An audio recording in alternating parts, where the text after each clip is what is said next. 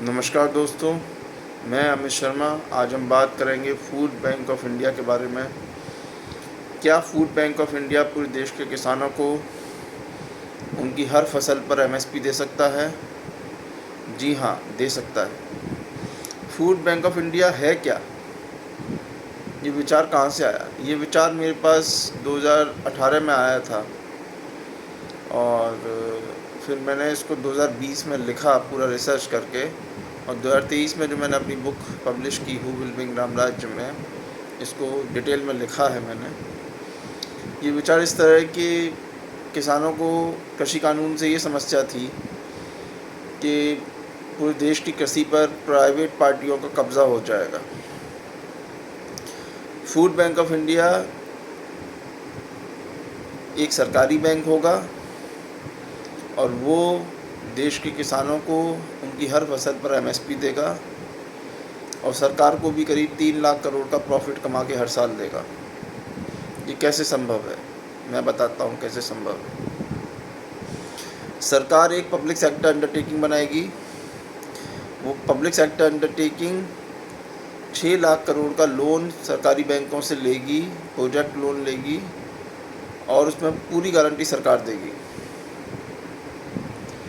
वो लोन लेके food bank of India अपनी एक शाखा हर तहसील में खोलेगी, जिसमें 2 लाख टन की कैपेसिटी का कोल्ड स्टोर भी होगा, जिसमें 1 लाख टन सीरियल्स के लिए, अनाजों के लिए, और 1 लाख टन फल और सब्जी के लिए आरक्षित होगा। किसान जाएगा अपनी फसल लेके फूड बैंक ऑफ इंडिया की शाखा में, कोल्ड स्टोर में, वहाँ उसको वेट कराएगा, तुलवाएगा। वहाँ से उसे एक कंप्यूटराइज स्लिप मिलेगी जिसमें उसकी फसल की क्वालिटी, क्वांटिटी और उसका आधार नंबर लिख रहा होगा, नाम और आधार नंबर लिख रहा होगा। ये कंप्यूटराइज स्लिप लेके किसान बैंक जाएगा, बैंक की शाखा में जाएगा फूड बैंक ऑफ इंडिया की, और वहाँ ये कंप्यूटराइज स्लिप देगा। वहाँ उसका फिंगरप्रिंट लिया जाएगा, वहाँ एक अकाउंट खुल जाएगा उसके नाम से, ओवरड्राफ्ट अगेंस्ट एग्री क्रॉप्स। और इस अकाउंट की जो लिमिट होगी वो होगी एमएसपी के हिसाब से, जो उसके उसकी फसल की जो वैल्यू निकलती है वो उसकी लिमिट होगी। और इस अकाउंट को ओवरड्राफ्ट अगेंस्ट एग्री क्रॉप्स को डेबिट करके किसान का जिस भी बैंक में अकाउंट होगा उसको क्रेडिट हाथ के हाथ दे दिया जाएगा। उसके बाद food bank of India licence जारी करेगा हर किराना स्टोर को, फल सब्जी विक्रेताओं को। वो ये लाइसेंस लेके पब्लिक सेक्टर बैंक्स में जाएंगे और पब्लिक सेक्टर बैंक्स उनका ईडीएफएस अकाउंट खोलेंगे। इसमें 1 महीने की सेल के बराबर की सिक्योरिटी डिपॉजिट उन फल सब्जी विक्रेताओं को, किराना स्टोर विक्रेताओं को रखनी होगी।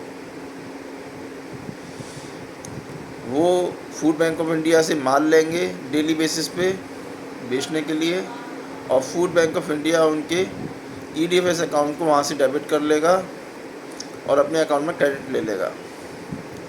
उसके बाद इन फल सब्जी विक्रेताओं को, किराना विक्रेताओं को 15 दिन के अंदर माल बेच के वो पैसा अपने ईडीएफएस अकाउंट में जमा करना होगा।